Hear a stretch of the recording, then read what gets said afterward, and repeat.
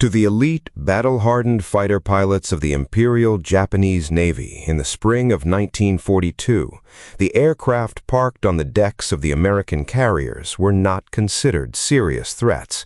They were relics. Among them, the Douglas SBD Dauntless was viewed with particular disdain.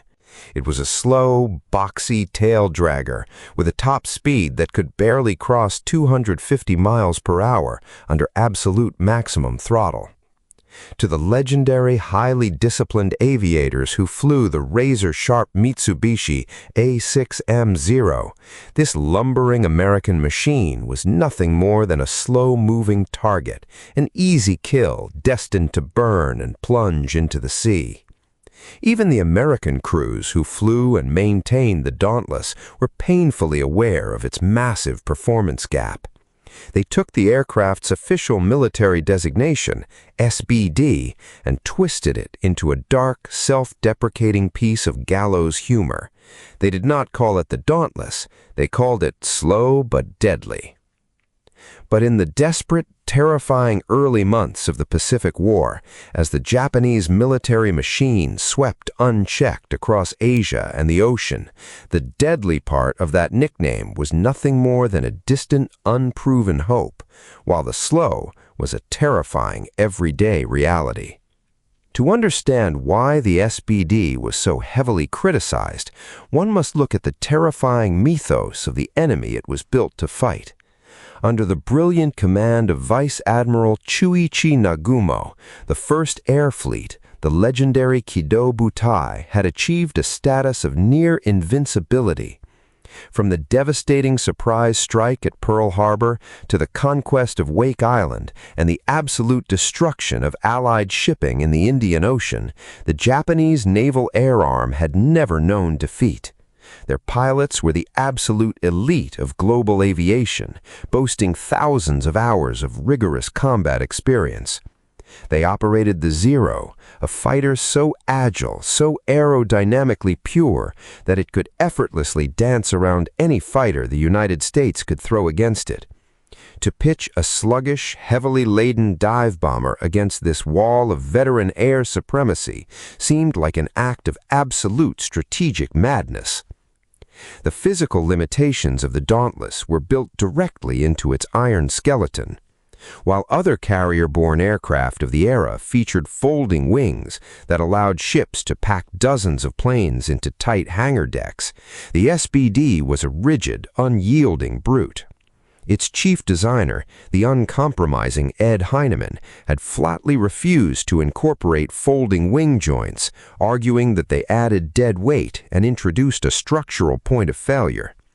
Because of this, the SBD had to be parked on the flight deck or stored below with its wings fully extended, taking up massive, invaluable real estate on cramped American fleet carriers. The aircraft was noisy, its cockpit was notoriously hot, and its physical handling was heavy and exhausting. It lacked the high-speed grace of modern aviation, leaving American pilots to wonder how this sluggish, rigid workhorse could ever survive a flight into the heavily defended airspace of a modern hostile fleet. But the critics had made a monumental error. They had judged the Dauntless by the standards of a dogfighter, completely ignoring the brutal, uncompromising physics of a dive bomber's true calling. The SBD was not designed to outturn the Zero. It was engineered to survive forces that would have physically ripped any other aircraft in the world to pieces. It was a flying anvil, built to climb into the stratosphere, roll onto its back, and plunge at a near vertical 80-degree angle directly into the mouth of hell, delivering a single, catastrophic payload with a degree of precision that no strategic bomber could ever dream of. When the ultimate test arrived, the elegant lines of militarism would be brutally shattered by American industrial pragmatism. How did a slow, clumsy, and widely criticized pre-war relic manage to systematically dismantle the pride of the Imperial Japanese Navy in just 6 chaotic minutes? Today, we unmask the brilliant, borderline indestructible engineering of Ed Heinemann, the terrifying aerodynamic physics of the vertical plunge, and the harrowing, fuel-starved hunt across the empty Pacific that turned a slow, ridiculed underdog into the ultimate savior of the free world. This is the story of the Dauntless and the 6 minutes of fire that rewrote the history of naval warfare. To design an aircraft capable of sinking a moving armored aircraft carrier, Heinemann had to discard the rulebook of traditional naval aviation. Heinemann, the self-taught, fiercely pragmatic chief engineer of Douglas aircraft, knew that a dive bomber was subject to structural loads that would snap a conventional fighter's wings like dry twigs. During the high G recovery phase at the bottom of a vertical plunge, an aircraft's wings were subjected to upwards of 9 Gs of brutal centrifugal force, meaning a 4-ton plane would suddenly weigh more than 36 tons. To withstand this structural agony, Heinemann rejected the industry standard of folding wings. He built a solid, continuous multicellular wing spar that ran uninterrupted through the center of the fuselage. It was an ironclad engineering choice that turned the Dauntless into an indestructible flying anvil. But it carried a massive operational penalty. Because its wings could not fold, the SBD took up double the deck space of other carrier planes, forcing Navy handlers into a constant, high-stress game of deck-spotting mathematics on the pitching ships. The rigid wings were only the first piece of the puzzle. The most critical aerodynamic crisis Heinemann faced was controlling the plunge itself. When a pilot tipped a 4-ton warbird into a vertical 80-degree dive, gravity accelerated the plane to terminal velocities exceeding 400 miles per hour in a matter of seconds. At those extreme speeds, the air became as dense as concrete, freezing the pilot's mechanical control stick, causing the right cyclone engine to overspeed and self-destruct, and making precise aiming an absolute physical impossibility. To tame this descent, Heinemann developed his most iconic innovation, the split trailing-edge dive brakes, perforated with hundreds of 3-inch holes. Frontline crews quickly dubbed them the Swiss cheese flaps.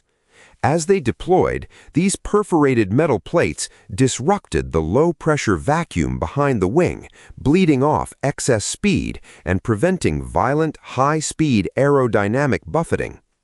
The SBD was locked into a steady, rock-solid terminal velocity of just 240 knots, transforming a chaotic plunge into a precise, zero-vibration sniper platform.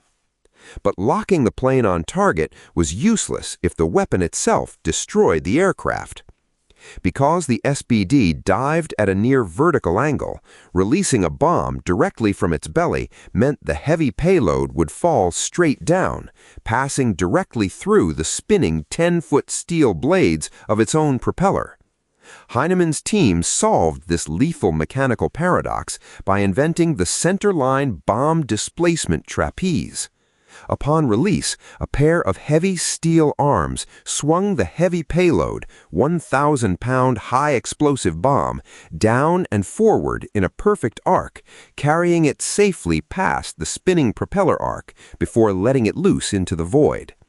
It was a flawless mechanical ballet of destruction, designed to function under the crushing gravitational forces of a vertical dive. To the uninitiated, Heinemann's creation looked clumsy, heavy, and decades behind the state-of-the-art. It had fixed, non-retractable tail gear, a noisy cockpit that smelled of hot cylinder grease, and a top speed that made it a sitting duck for enemy fighters. But every single inch of this machine was optimized for a single, cataclysmic purpose: to carry a half-ton of high explosives straight down the throat of an enemy warship, absorb a mountain of anti-aircraft fire, and pull out of the dive in one piece. The stage was set, and the SBD was ready. In the high-altitude skies over a tiny Pacific atoll called Midway, this slow, ridiculed workhorse was about to meet its ultimate destiny. To understand the miraculous victory at Midway, one must first look at the sacrificial tragedy that paved the way for the Dauntless. On the morning of June 4, 1942, the American carriers launched a massive, uncoordinated strike against the Japanese fleet. The slow, heavily laden Douglas SBD Devastator torpedo bombers of Torpedo Squadrons 8, 6, and 3 attacked first. Flying low to the water, without fighter escort, they were utterly defenseless. It was an absolute massacre. Out of 41 Devastators launched, only 6 would survive the morning, with Torpedo 8 losing every single plane save for a single pilot. Yet their tragic sacrifice achieved a critical, unscripted tactical objective. They dragged the deadly Japanese Zero fighters down to the water, exhaustively draining their ammunition and leaving the skies at 20,000 feet completely, beautifully undefended. High above the slaughter, at an altitude of 19,000 feet, Lieutenant Commander Wade McClusky, leading the 33 SBDs of the USS Enterprise, was running out of time and hope. The Japanese fleet was not where the intelligence reports had predicted. They had reached Point Option, the pre-calculated coordinate, and found nothing but empty, rolling water. McClusky's fuel reserves were evaporating rapidly, passing the point of safe return. If he did not locate the enemy fleet in the next 15 minutes, his entire squadron would be forced to ditch in the vast, shark-infested waters of the open Pacific. It was a terrifying, lonely calculation. Every mile he flew forward meant a higher probability of death by starvation or drowning on the open sea. Yet McClusky stubbornly pushed his fuel-starved squadron deeper into the blue void. At exactly 9:55 a.m., McClusky spotted a tiny white brushstroke on the vast blue slate below. It was a single Japanese destroyer, the Arashi, carving a long, distinct wake through the ocean at 35 knots. The destroyer had been left behind to hunt an American submarine, the Nautilus, and was now racing at maximum speed to rejoin Admiral Nagumo's main carrier force. McClusky made a historic, calculated gamble. He turned his fuel-starved squadron and followed the direction of the Arashi's wake, banking on the assumption that the destroyer's footprint would lead him straight to the heart of the Kido Butai.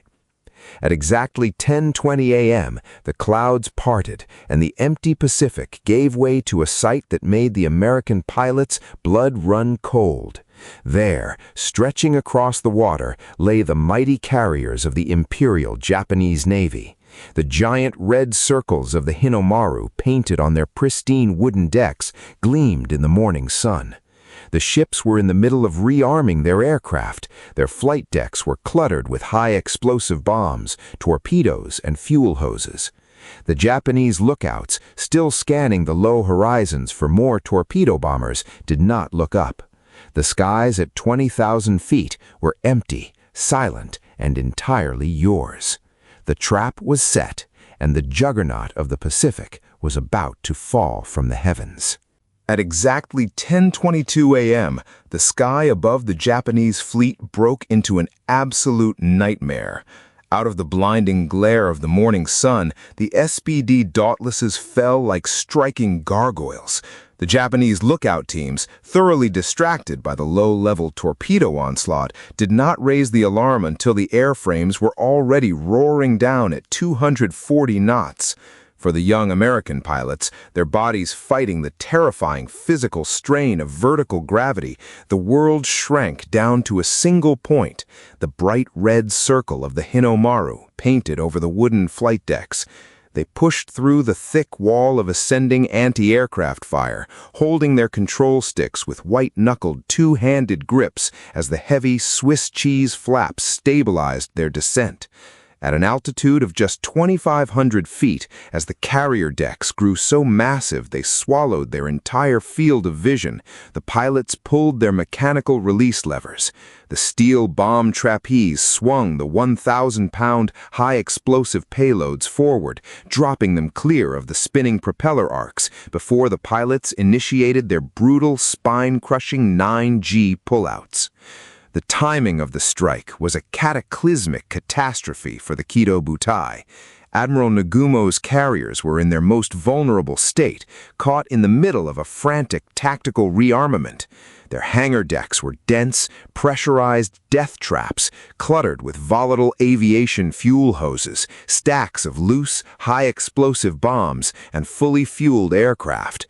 The American payloads did not merely damage the vessels, they sparked apocalyptic self-sustaining chain reactions.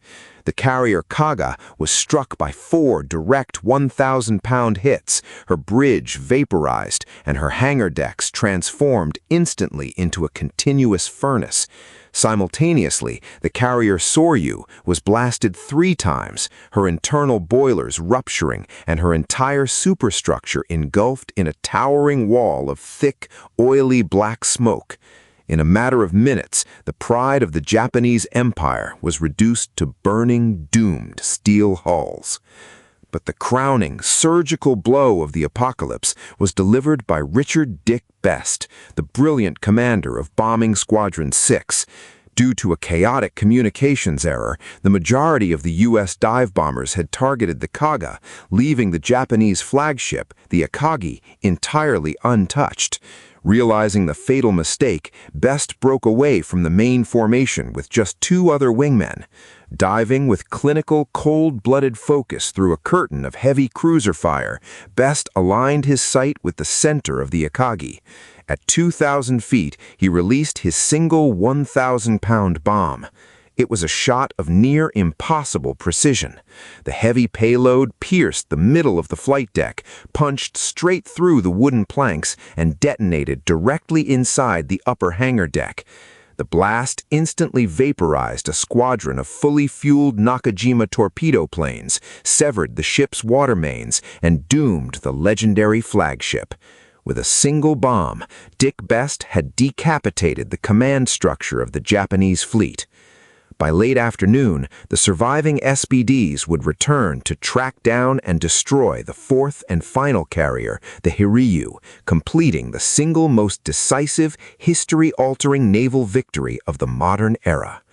The slow but deadly Dauntless, widely dismissed as a sluggish pre-war relic by its own allies, had single-handedly broken the backbone of the Japanese Empire. It was not a sleek, high-speed aerodynamic marvel that won the Pacific War. It was a rugged, continuous spar dive bomber, guided by desperate, fuel-starved pilots who possessed the unfathomable courage to plunge directly into the mouth of hell. American industrial pragmatism, forged in the drafting rooms of Ed Heinemann, had forever shattered the myth of imperial invincibility. If you want to know how the British built a legendary bomber entirely out of plywood, balsam wood, and glue that could outrun the Luftwaffe's fastest jet fighters, click on the video on your screen right now. Let us know in the comments, would you have pushed on into the empty Pacific with Wade McClusky? Thank you for watching, and we'll see you in the next deep dive.